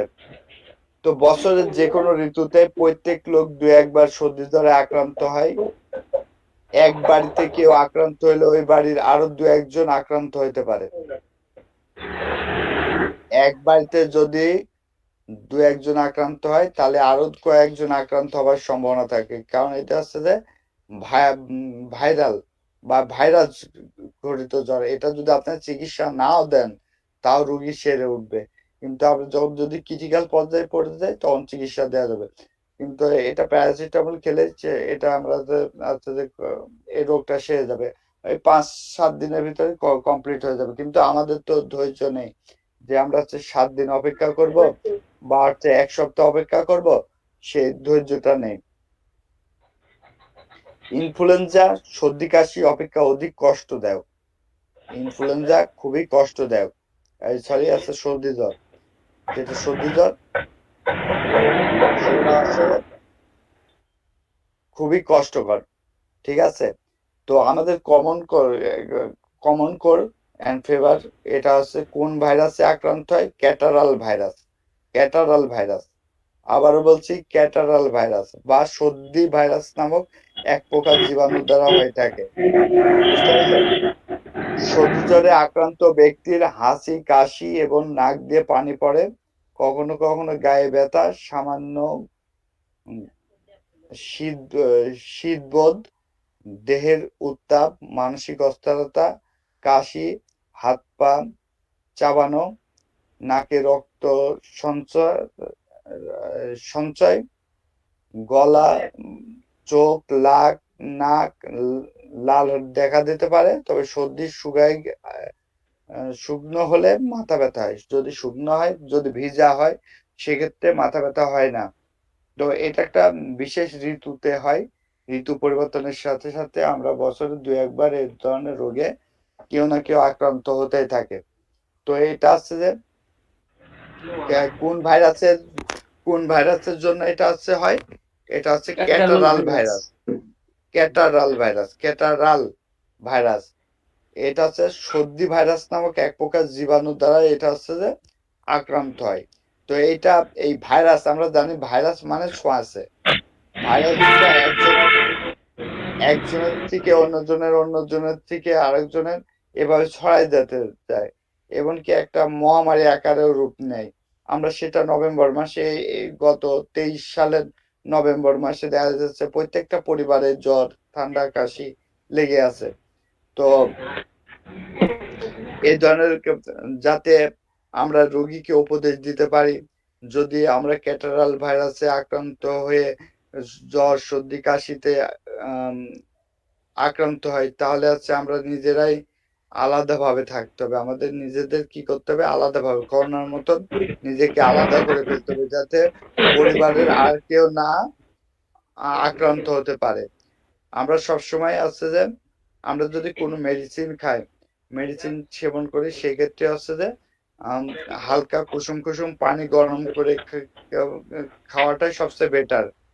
প্রত্যেকটা ওষুধই খাওয়ার নিয়ম হচ্ছে একটু হালকা গরম পানি দিয়ে খেলে সবচেয়ে ভালো উপকার করে। বুঝতে পেরেছেন? তো আবহাওয়া পরিবর্তন হইলে এই রোগ হতে পারে, তবে মহামারী আকারেও হয় না। বৃষ্টির পানিতে ভেজা, গরমের পর হঠাৎ ঠান্ডা লাগা, পেট গরম হওয়া, ফ্রিজের ঠান্ডা পানি পান করা, অতিরিক্ত সিলমাকর জিনিস খাওয়া প্রভৃতি কারণে সর্দি জ্বর হয়। তাহলে আমাদের লক্ষণগুলা কি কি দেখেন? লক্ষণ তো আমাদের জানতে হবে। প্রথমে হঠাৎ করে নাকে জ্বালা এবং হাসি শুরু হয়। আপনার কাছে একটা পেশেন্ট আসলো, রোগী আসলো, আপনার কাছে একজন রোগী আসলো, তাকে আপনি প্রথমে তাকে কিছু ডায়াগনোসিস করে নেবেন। সেটা হচ্ছে যে রোগীকে বলবেন যে আপনার হঠাৎ করে নাকে জ্বালা এবং হাঁচি শুরু হয়েছে কিনা। রোগী যদি বলে জি আমার হয়েছে, যে আমার নাক জ্বালা পোড়া করছে এবং হাঁচিও শুরু হয়েছে, প্রচুর হাঁচি হচ্ছে, প্রচুর নাক দিয়ে পানি পড়ছে। তারপর কি হতে পারে? গলায় ঘা হতে পারে, সামান্য গায়ে তাপ থাকে, এটা বেশি হয় না, এটার তাপমাত্রা আছে যে 101 ডিগ্রি ফারেনহাইটের উপরে ওঠে না, বুঝতে পেরেছেন? কিন্তু ইনফ্লুয়েঞ্জার ক্ষেত্রে 104-5 ডিগ্রি জ্বর পর্যন্ত চলে যায়, ঠিক আছে? তো এই ক্ষেত্রে 101 ডিগ্রির ভিতরে সীমাবদ্ধ থাকে, এর ভিতরে ওঠানামা করে। কিন্তু ইনফ্লুয়েঞ্জায় আপনার হচ্ছে যে 104 পর্যন্ত, 4-5 পর্যন্ত উঠে যায়। তো গায়ের তাপ বাড়ে এবং অপরিবর্তিত থাকে, কোনো পরিবর্তন হয় না। গায়ের যে তাপমাত্রা আছে সেটা আর কোনো পরিবর্তন হয় না। নাক দিয়ে পুজযুক্ত ঘন পুজের মতো চিকনি পড়ে, মানে হচ্ছে সর্দিটা বের হয়, যে পুজের মতো না, এটা হলদে হয়। তখন বুঝতে পারবে যে এটা ব্যাকটেরিয়া। যখনই হলদে হয়ে যাবে, পুজের মতন হয়ে যাবে, তখন বুঝতে পারবো যে এটা হচ্ছে যে ব্যাকটেরিয়া আক্রমণ করেছে। সেক্ষেত্রে অ্যান্টিবায়োটিক আমরা দিতে পারবো। যে ব্যাকটেরিয়া তখন কি করেছে? আক্রমণ করেছে, বুঝতে পেরেছেন? তখন বুঝতে একটা পারবো প্রশ্ন যে ব্যাকটেরিয়া। জি বলেন। স্যার, ওই যে মানে মনে করেন যে কোনো পেশেন্ট একজনের কাছ থেকে ট্রিটমেন্ট নিচ্ছে, মানে ডক্টরের কাছে, বড় ডক্টরের কাছে ট্রিটমেন্ট নিচ্ছে, জি, ওইখান থেকে ধরেন কাজ হচ্ছে না কোনো, বা ট্রিটমেন্ট নেওয়া অবস্থায় মানে কোনো ইয়া হচ্ছে না আর কি, ট্রিটমেন্টটা ভালোভাবে হচ্ছে না, তো ওই ক্ষেত্রে যদি আমার কাছে আসে তাহলে কি আমি আমার মতো করে ট্রিটমেন্ট দিতে পারবো তো নাকি? জি, আপনার মতন করে ট্রিটমেন্ট দিবেন। এই ক্ষেত্রে তো ভাইরাল ফিভারে তো তেমন হচ্ছে রিস্ক নেই, তো দিতে পারবেন, চিকিৎসা দিতে পারবেন। তার প্রেসক্রিপশনটা দেখবেন যে সে কোন অ্যান্টিবায়োটিকটা চুজ করছে, ঠিক আছে? তার দেখা যাচ্ছে যে অ্যাজিথ্রোমাইসিন দিয়েছে, আপনি সেখানে হচ্ছে সেপিক্রিম দিবেন 200-400, রোগীর অবস্থা বুঝে দিবেন 2 বার, ঠিক আছে? এতে কোনো সমস্যা নেই। মাথা ব্যথা হতে পারে এবং সাইনাসে, কপালের মধ্যে এবং কানে ব্যথা হয়।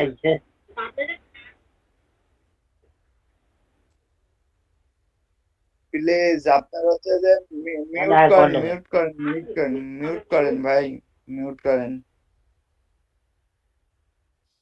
মাথা ব্যথা এবং সাইনাসে, কপালের মধ্যে, আমাদের দুই নাকের পাশে, চোয়ালের একটু উপরে বা চোয়ালের চোখের একটু নিচে কিছু ফাঁকা অংশ থাকে, দুই পাশে, নাকের দুই পাশেই ফাঁকা অংশ থাকে, এবং কপালে নাকের উপরে ঠিক একটা ফাঁকা অংশ থাকে। এখানে এটা হচ্ছে সাইনাস। এখানে যদি কোনো রকম ভাবে ব্যাকটেরিয়া আক্রমণ করে তখন সাইনোসাইটিস হয়ে যায়, ঠিক আছে? তো সাইনাসে যাতে ইনফেকশন না হয় সেদিকে নজর রাখতে হবে। ফুসফুসের রোগ খারাপ করিতে, লং ডিজিজ হলে, যদি এই লাং ডিজিজ, লাং ডিজিজ মানে হচ্ছে ফুসফুসের যদি আক্রমণ করে, সেক্ষেত্রে শ্বাসকষ্ট হতে পারে এবং জটিল পর্যায়ে পৌঁছাতে পারে। তো আমরা যখন দেখবো যে হচ্ছে যে এরকম খারাপ অবস্থা দিকে চলে যাচ্ছে, শ্বাসকষ্ট বন্ধ হচ্ছে না, সেক্ষেত্রে আমরা কি করব? আমরা রেফার করে দেবো হসপিটালে, যাতে সেখানে অক্সিজেন সরবরাহ করে এবং তাদের দায়িত্ব নিয়ে এটা চিকিৎসা করতে পারে। আপনি প্রাথমিক অবস্থায় চিকিৎসা করতে পারেন। প্রাথমিক অবস্থায় আপনি হচ্ছে যে ডেক্সট্রামেথাসোন ইনজেকশন দিলেন, অথবা বা ডেক্সট্রামেথাসোন ট্যাবলেট খাওয়ালেন, বা আপনার হচ্ছে যে মিথাইল পেডনিসোলোন একটা ওষুধ আছে, মেথিপেড, এটাও খুব ভালো কাজ করে অ্যাজমার ক্ষেত্রে, বা ফুসফুসে যখন আছে শ্বাসকষ্ট হয় তার মন্টিলুকাইড দিতে পারেন, তার সাথে টিফেন দিতে পারেন। আপনি ইচ্ছা মতো চিকিৎসা করবেন, সমস্যা নাই, যদি রুগী ভালো হয়ে যায়, ঠিক আছে। আর যদি আপনি রিলিজ করে দেন, সেক্ষেত্রে আপনি কি কি মেডিসিন তার কাছে সেই রুগীকে সাজেস্ট করছেন সেটা অবশ্যই লিখে দিবেন, যাতে যখন হসপিটালে অ্যাডমিট হবে তখন সে ডাক্তাররা বুঝতে পারবে যে আপনি এই মেডিসিন দিয়েছেন, ঠিক আছে। তো এর চিকিৎসা আপনারা জানেন যে জ্বর আসলে আমাদের কি করতে হবে, প্যারাসিটামল খেতে হবে, আর প্রচুর তরল খাবার খেতে হবে, প্রচুর পরিমাণে পানি জাতীয় খাবার খেতে হবে। তো আমাদের প্রধান কাজ হচ্ছে যে আমরা প্যারাসিটামল দিয়ে চিকিৎসা করব, প্যারাসিটামল দিয়ে কি করব, চিকিৎসা করব। প্যারাসিটামল দিয়ে যদি চিকিৎসা করি সেক্ষেত্রে জ্বর কমে যাবে। প্যারাসিটামল দিয়ে চিকিৎসা করলে কি হবে, জ্বর কমে যাবে। তো আমরা হচ্ছে যে প্যারাসিটামল দিয়ে চিকিৎসা করব। আমরা আগে বলেছি, গত ক্লাসে আমরা বলেছি একজন পূর্ণবয়স্ক ব্যক্তি যাচ্ছে 4 গ্রাম পর্যন্ত প্যারাসিটামল গ্রহণ করতে পারে। কয় গ্রাম পর্যন্ত? 4 গ্রাম পর্যন্ত হচ্ছে যে প্যারাসিটামল গ্রহণ করতে পারে। সেক্ষেত্রে আমরা জানি প্যারাসিটামল হচ্ছে যে প্যারাসিটামল নাপা যেটা পাওয়া যায় সেটা থাকে কতটুকু থাকে, 500 mg। সেটা নাপা হোক, রেনোভা হোক, এইস হোক, বা হচ্ছে টামেন হোক, তারপর হচ্ছে যে আদার্স আছে যে সবগুলো আছে যে রিসেট হোক, আপনি যে প্যারাসিটামলটাই ব্যবহার করেন সেটা হচ্ছে যে যে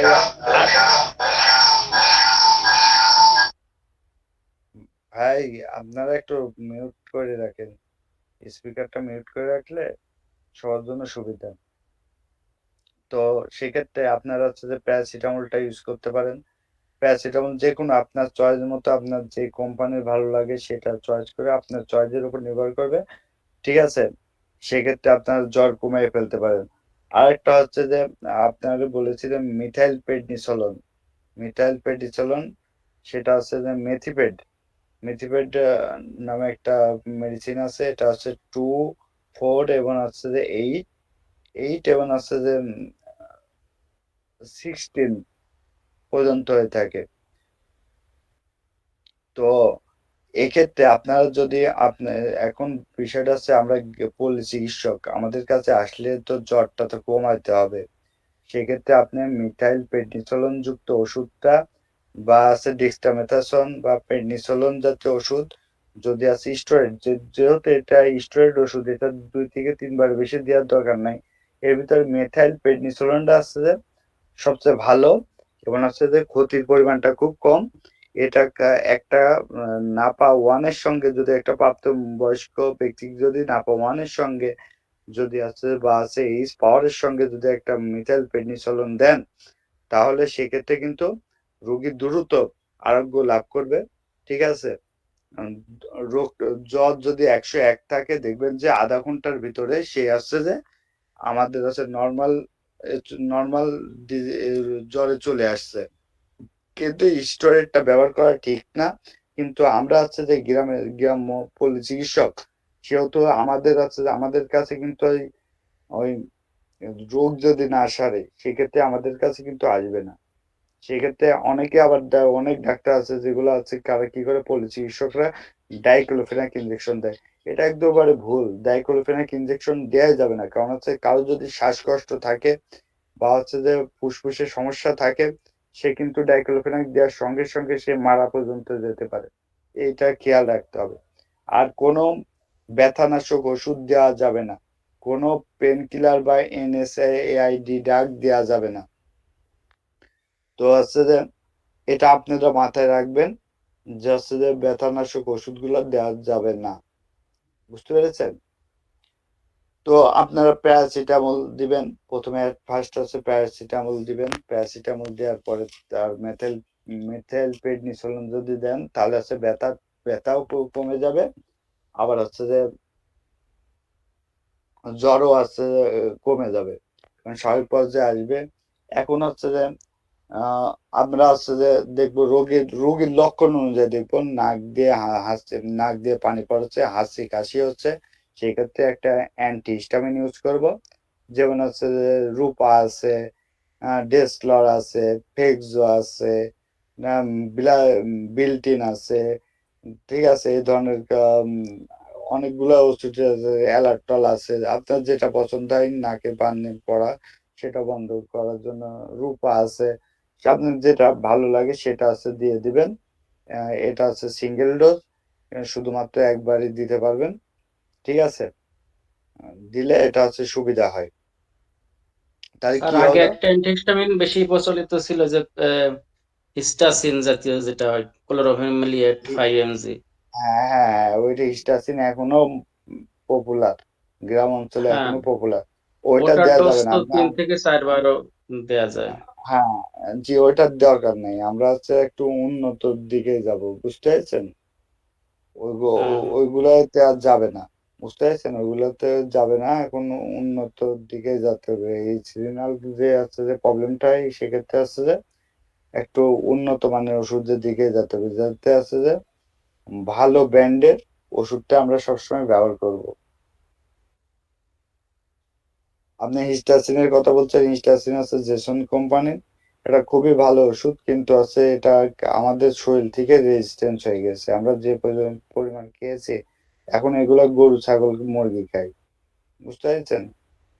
মানুষ এগুলো বেশি আর কি এই ঠান্ডার জন্য কিনে না, এগুলো বেশি হাঁস মুরগির জন্যই কিনে। যাই হোক,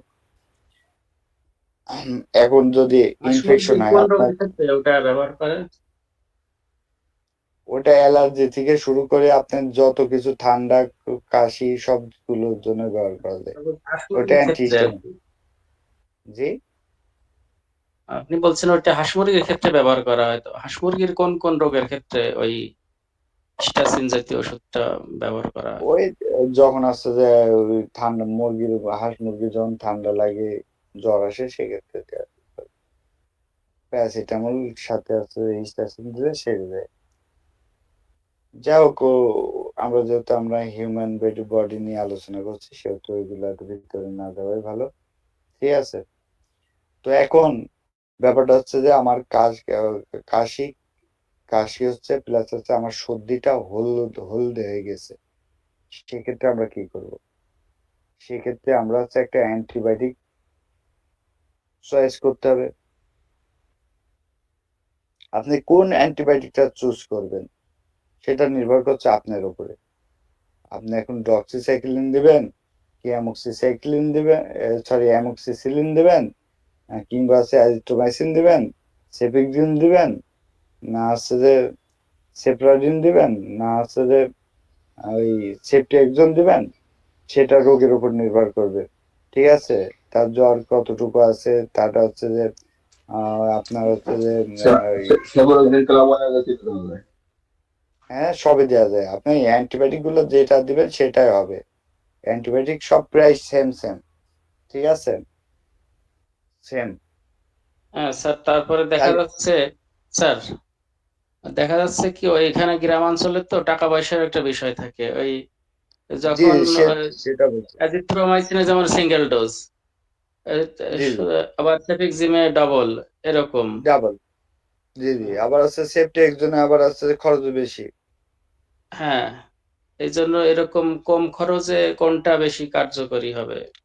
এই কম খরচে অ্যামোক্সিসিলিনটা ব্যবহার করবেন, অ্যামোক্সিসিলিনটাও ভালো কাজ করে, আবার আছে সেক্ষেত্রে আছে আপনার হচ্ছে ডক্সিসাইক্লিনটাও ব্যবহার করতে হবে।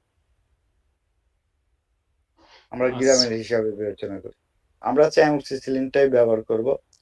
অ্যামোক্সিসিলিনটা আপনারা জানেন হচ্ছে যে ক্যাপসুল আকারে পাওয়া যায়, তারপর বাজারে পাওয়া যায় ক্যাপসুল আকারে, সাসপেনশন আকারে পাওয়া যায়, ঠিক আছে। আর পাওয়া যায় কি আহ আপনার ইনজেকশন হিসেবে পাওয়া যায়, ঠিক আছে, ইনজেকশন হিসেবে পাওয়া যায়। তো যারা ইনজেকশন দেয় পারদর্শী তারা কি করবেন, তাদের একটা বলি অ্যামোক্সিসিলিন ইনজেকশন নেবেন, আছে আপনার 5cc নিলেন, 5cc সিরিঞ্জের নিয়ে আছে যে 1cc ফেলে দিবেন, 1cc ফেলে দিবেন, সিসিকে ফেলে দিবেন, দিয়ে ওর ভিতরে আছে ডেক্সামেথাসোন ইনজেকশন আছে, সেটা আছে যে 1 অ্যাম্পুল দিয়ে দিবেন। বা আছে যে রোগের ক্ষেত্রে দেখবেন যে জ্বর কতটুকু আছে বা কম আছে, সেক্ষেত্রে আপনারা সেক্ষেত্রে ইনজেকশনটা আইভি বা আইএম দুইটাতে দেওয়া যেতে পারে, মাংসপেশিতেও দেওয়া যেতে পারে এবং ভেনেও দেওয়া যেতে পারে, সেক্ষেত্রে ভয়ের স্যার কোনো কারণ নেই। ইনজেকশনের মিশ্রণটা আর একবার বলেন, প্রথম জি, কতটুকু নেওয়ার পরে কতটুকু ফেলে দিতে হবে, এই যে এমক্সিসিলিন ফাইভ যেটা। 5cc থাকে, 5cc থাকে, 5cc থেকে 1cc বাদ দিয়ে দেব, ফেলাই দেব। আর হচ্ছে যে আমরা 1cc নেব হচ্ছে যে ডেক্সটামেথাসোন, বুঝতে পেরেছেন? হ্যাঁ হ্যাঁ, ওইটা মিক্সড করে দেওয়া হবে। যে মিক্স করে একটা একটা সিরিঞ্জের মাধ্যমে দেওয়া যাবে। হ্যাঁ, এটা রোগীর ইন্ট্রাভেনাস গুরুত্ব, বা ইন্ট্রামাসকুলার দুটোই। জি জি জি জি জি জি জি, দুটাই দেওয়া যাবে। আহ, ওটা কত সময় পর পর? প্রতিদিন প্রতিদিন কয়টা?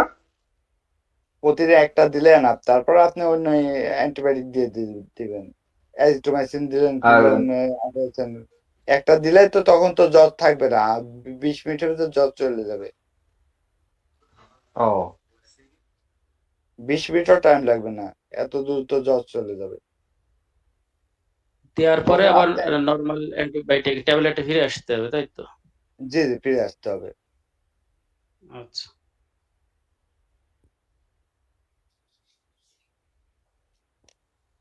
আপনি সেপ্রাডিন দিতে পারেন, ঠিক আছে? কেন একাধারে যা যা একাধারে 3 দিন বা 5 দিন ইনজেকশন দেওয়া যায় না স্যার? জি, একাধারে 5 দিন বা 3 দিন ইনজেকশন দেওয়া যায় না? অবশ্যই দেওয়া যায়, কিন্তু এই ক্ষেত্রে রুগী তো নিবে না, বারবার ইনজেকশন নিবে না। আপনি ও প্রথমবার একটা ইনজেকশন দিয়ে পরে ওরালে ফিরে যাবো, ওরালে ফিরে সুইচ যাবেন। থেরাপি? আপনি যদি, হ্যাঁ জি, এটা যদি বারবার আপনি ইনজেকশন দিতে যান, তাহলে তো আপনার কাছে আর রুগী আসবে না। ও রুগী আচ্ছা আসবে যে আমার সামান্য জ্বর হয়েছে, 101 জ্বর, আমাকে দিচ্ছে যে 7 দিনের আছে, এটা দিতে হলে, ইনজেকশন দিতে হলে আপনাকে 3 বার দিতে হবে, সকালে একটা, দুপুরে একটা, রাত্রে একটা। তা 3 বার দিলে 5 দিনে কয়টা হচ্ছে দেখেন তো, 3 বছর 15টা 15টা। ইনজেকশন করছি, তাহলে আপনার কাছে আর রুগী আসবে? স্যার সেক্ষেত্রে যে অ্যামক্সিসিলিন যেটা অ্যান্টিবায়োটিক আমরা ইনজেকশন আকারে দিচ্ছি, তো ওটাও যে তো সেটা আমরা রেজিস্ট্যান্স। ক্যাপসুল আকারে দিতে পারি আমরা। পরবর্তী ডোজটা সকালে স্যার ক্যাপসুল। আমরা ইনজেকশন দিলাম, দুপুরে রাতে কি আমরা তাহলে ক্যাপসুল ফর্মে চলে যাবো? যে ক্যাপসুল ফর্মে চলে যাবেন, তাতে কোনো সমস্যা নেই, কারণ আমরা একই গ্রুপের ভিতরে আছি, একই জেনারিক নেমে আছি, এটা কোনো প্রবলেম হবে না।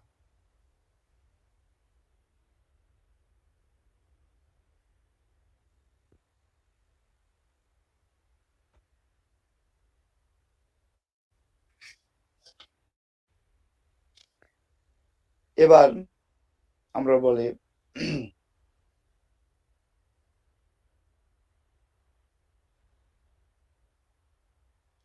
যদি রোগীর সর্দি এবং তার সঙ্গে যদি বুকে টান থাকে বা শ্বাসকষ্ট থাকে, সেক্ষেত্রে আমরা কি দেব?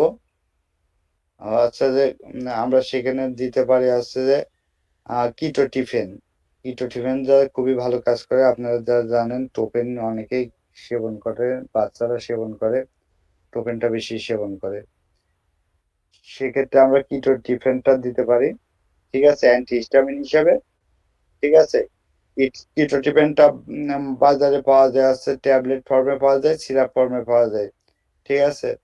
তো সেক্ষেত্রে আপনার হচ্ছে যে টোপেন আছে, পোজমা আছে, কোফেন আছে, ফিনাট আছে, কেটিফেন আছে, এগুলো হচ্ছে যে যদি আমরা ট্যাবলেট আকারে দিই, তাহলে হচ্ছে যে আর শুধুমাত্র হচ্ছে যে রাত্রে দেবো একবার, শুধুমাত্র রাত্রে দেবো একবার। আর যদি রোগীর অবস্থা দেখতে দেখতে যে ঠান্ডায় অনেক কষ্ট করছে, সেক্ষেত্রে আমরা দিতে পারি হচ্ছে কি 2 বার, 2 বার দিতে পারি, হাফ হাফ, সকালে হাফ, রাত্রে হাফ। আর যদি একবার দিই, শুধু রাত্রে দিলে হবে, ঠিক আছে, শুধু রাত্রে দিলেই হবে। আর যদি এই শ্বাসকষ্ট আরো থাকে, সেক্ষেত্রে হচ্ছে যে আমরা হচ্ছে কি করব, ওই মন্টিলুকাস্ট দেবো, মন্টিলুকাস্ট, এমকাস্ট, ওই আছে যে আপনার আছে যে মোনাস, টেলুকাস্ট, এগুলোর ভিতর থেকে একটা চয়েস করে আমরা দেব। বুঝতে পেরেছেন? চয়েস করে আমরা একটা দেব। তো যে এটা হচ্ছে সিঙ্গেল ডোজ, শুধু রাত্রে। স্যার আজকে কি ঠিক তাহলে আছে, এখানে নাকি? জি, মানে স্যার আর কতক্ষণ যে চলবে ক্লাস? এই শেষ পর্যায়ে। ও আচ্ছা, এখন ঠিক আছে স্যার।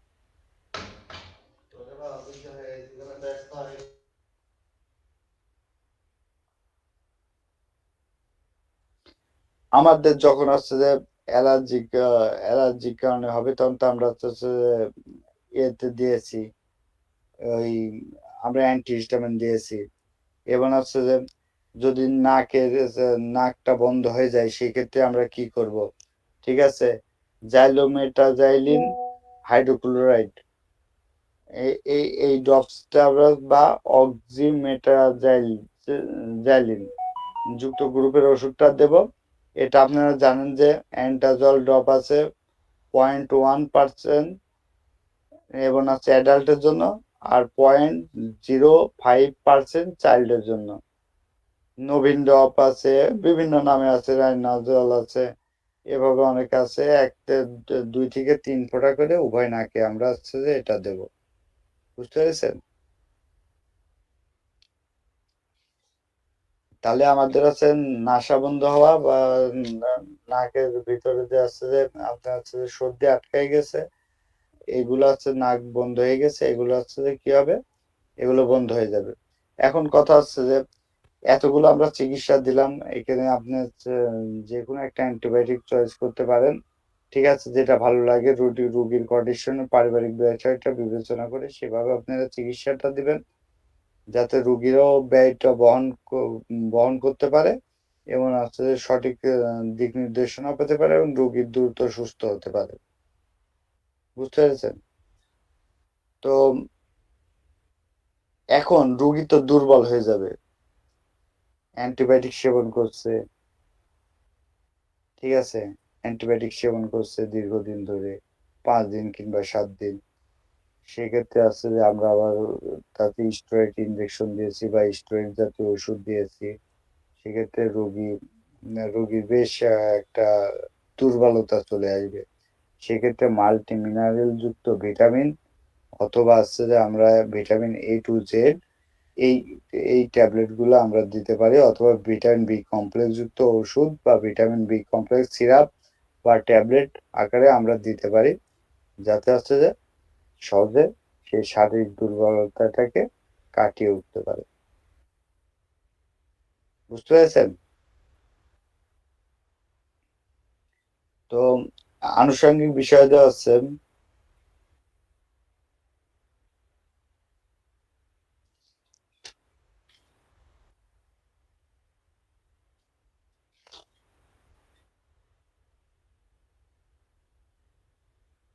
ওষুধের পাশাপাশি আমরা কি করব? যখন হচ্ছে যে জ্বর আসবে, অধিক জ্বর আসবে, তখন কি করব? আমাদের হচ্ছে যে মাথায় পানি দিতে হবে বা পানি পট্টি দিতে হবে। ঠান্ডা লাগলে, যদি ঠান্ডা কাশি থাকে, সেক্ষেত্রে দেওয়া যাবে না। এবং হচ্ছে যে আমরা যে সব মৌসুমী ফলগুলো আছে, সেই ফলগুলো দেশীয় ফল, সেগুলো আছে রুগীকে দেব। এবং হচ্ছে রুগী যাতে হচ্ছে যে সুস্থ হয়ে যায়, সেজন্য আহ জ্বর চলাকালীন সময় প্রচুর পরিমাণে তরল খাবার খাওয়াইতে হবে, প্রচুর পরিমাণ তরল খাবার খাওয়াইতে হবে। এবং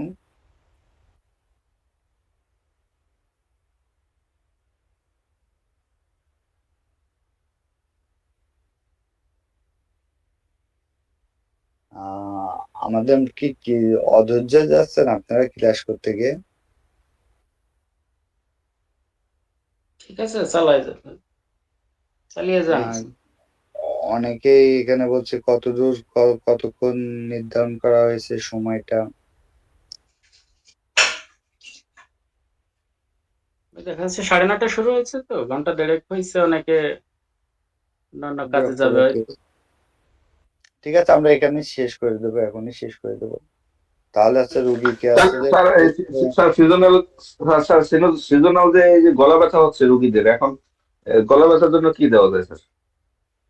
গলা ব্যথার জন্য আছে যে আপনার সর্বপ্রথম দিবেন আছে যে না আছে প্যারাসিটামলের যে কোনো একটা দিবেন, তার সাথে আছে যে আপনি পিপিআই দিবেন, একটা অ্যাসিডিটি দিবেন, আর আছে যে আপনি হচ্ছে সিবিড দিতে পারেন, বুঝতে পারছেন, সিবিড দিতে পারেন, আর অ্যান্টিবায়োটিকও দেওয়া যায়। এক্ষেত্রে অ্যান্টিবায়োটিক অ্যামক্সিসিলিনটা ব্যবহার করতে পারেন।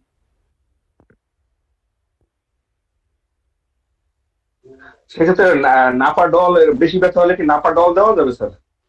না, ব্যথার ওষুধ না দেওয়াই ভালো, ব্যথার ওষুধটা না দেওয়াই ভালো, আপনার প্যারাসিটামল দিয়ে সেরে যাবে। সেক্ষেত্রে আপনি অ্যামক্সিসিলিন অথবা হচ্ছে আমরা বললাম হচ্ছে ডক্সিক্যাপ দিয়ে দেবেন, তার সাথে একটা আছে অ্যান্টিহিস্টামিন দিয়ে দেবেন, ওতে ওকে। এটা তো আমার লাগার ব্যথা না বা অন্য কোনো ব্যথা না, এটা হচ্ছে ঠান্ডাজনিত ব্যথা। যে রোগের যে সিমটম, সেই রোগীকে সেই সিমটম অনুযায়ী চিকিৎসা দিতে হবে। যদি প্রচন্ড ব্যথা করে, কোনো কিছু গিলতে সমস্যা আছে, সরাসরি আমরা হচ্ছে যে অ্যাজিথ্রোমাইসিন ব্যবহার করতে পারি, বা আপনার হচ্ছে যে যে কোনো একটা অ্যান্টিবায়োটিক, ভালো অ্যান্টিবায়োটিক দিয়ে দেবো। আর হচ্ছে নাপা থাকবে বা প্যারাসিটামল জাতীয় যে কোনো একটা, রেনোভার যে কোনো একটা দিলে হবে। আর হচ্ছে যে ওই অ্যান্টিহিস্টামিনটা খুব সুন্দর করে একটা অ্যান্টিহিস্টামিন দিবেন, দেখবেন যে সেরে গেছে। মন্টিলুকাস দিতে পারেন, অথবা হচ্ছে যে ওই রুপাটাডিন দিতে পারেন, এই ধরনের ভালো ওষুধ, ফেক্সোফেনাডিন দিতে পারেন। এগুলো দিলে আছে রুগীর দ্রুত আরোগ্য লাভ করবে। এর জন্য আলাদা করে ব্যথার ওষুধ কোনো সময় রুগীকে ব্যথা ওষুধ দিবেন না, কারণ আপনি তো তার জানেন না, তার শারীরিক কন্ডিশন জানেন না। ব্যথার ওষুধ দেয় যেমন আছে, একসময় আমরা সবসময় আমরা যখন ছোট ছিলাম তখন আমরা অ্যাসপিরিন গ্রুপের ওষুধ খেতাম, ঠিক আছে, জ্বরের জন্য। তারপর আসলে যে অ্যাসপিরিন হচ্ছে যে মারাত্মক ক্ষতি করে জ্বরের জন্য, এই জন্য অ্যাসপিরিন বাদ হয়ে এখন আসছে প্যারাসিটামলই ব্যবহার করে হয়।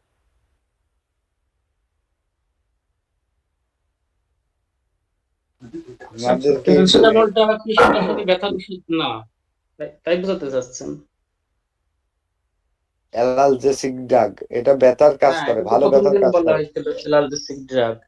তো ওই যে যে এটা ভদ্রলোক ব্যথার, বললেন উনি নাপাডল ব্যবহার করার কথা, তো না নাপাডলের পাঠাল, ভিতরে তো প্যারাসিটামল আছে, আরেকটা বলে। কিছু প্যারাসিটামল আছে, কিন্তু প্যারাসিটামল থাকলে কি হবে, ওকে না আছে ব্যথার ওষুধ আছে, ওর সঙ্গে মিক্সড আছে তো ব্যথার ওষুধ। মিক্সড আছে। সেক্ষেত্রে তো ব্যবহার করার আমার দরকার কি ব্যবহার করার? আপনার যদি সাধ্য হয়, আপনি ডক্সিসাইক্লিন এবং আছে ডেসক্লোর অথবা রূপা দিয়ে দেন, সেরে যাবে ইনশাল্লাহ।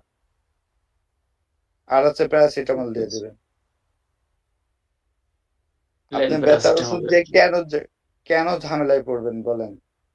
একটা যদি শ্বাসকষ্ট রোগী থাকে, সেক্ষেত্রে সে ঝুঁকির মুখে পড়ে যাবে, মৃত্যুর মুখে পড়ে যাবে। তো সেক্ষেত্রে কি ওই যে যেগুলো প্লাস আছে ক্যাফেইন যুক্ত ওগুলো কি দেওয়া যাবে না, শুধু ও প্লেন ও ও প্যারাসিটামল? ক্যাফেন যুক্ত দিতে পারেন, 65 mg ক্যাফেন থাকে, ক্যাফেনটা দিলে দ্রুত কাজ করে, ক্যাফেনটা তো ব্যথা নিরাময় করে দ্রুত। ঠিক আছে। জি স্যার, ধন্যবাদ স্যার। আপনাদের মনে হয় ক্লাস ভালো লাগছে না না নাকি? না না স্যার, ক্লাস ভালো লাগতেছে স্যার। আমার ভালো লাগতেছে, বিশেষ করে অন্যদের জানি না। আলহামদুলিল্লাহ, ক্লাস খুব ভালো হইতে, সুন্দর হইতেছে, খুব ভালো লাগতেছে আপনার আমরা হচ্ছে যে আবার নেক্সট ক্লাস হচ্ছে যে সোমবারের পরের থেকে রাত 10টার সময় ক্লাস হবে। আর রাত 10টার সময় যখন ক্লাস হবে, আমরা 1 ঘন্টা করে ক্লাস করব, বুঝতে পেরেছেন? কারণ হচ্ছে 1 ঘন্টার জি স্যার, উপরে গেলে জি স্যার। আমাদের সমস্যা হচ্ছে। রোজার মাস, রমজান মাসে আমাদেরকে একটু সবাইকে কনসিডার করতে হবে। আমাদের তো কোর্স চালু হয়ে আছে। আর মাসুদ ভাই কি রেকর্ডিং করতেছেন মাসুদ ভাই? জি ভাই, হচ্ছে। আপনি গ্রুপে দিয়ে দিবেন। ওই আগে এর আগে মানে আছে যে এর আগে আছে যে একজন আছে যে ওই তর্ক করতেছিল, ওনাকে কিন্তু আমি ক্লাস থেকে বহিষ্কার করে দিয়েছি। যে